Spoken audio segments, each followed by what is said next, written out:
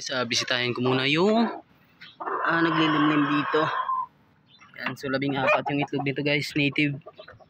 So na-cross na to sa hulo. So yan. So hindi ko kasi alam kung ilang days na to. Hindi ko nabantayan. Pero try natin silipin muna. Baka meron na. Wala pa. Yan yung mga itlog niya guys. Ang dami. So ilang araw na lang siguro to. Mapipisa na to.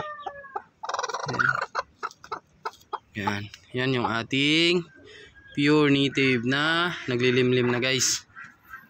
So yan. So abangan natin yung mga posisyon na to. Kasi yung similya nito siguro is yung ating talisayin na si Barako.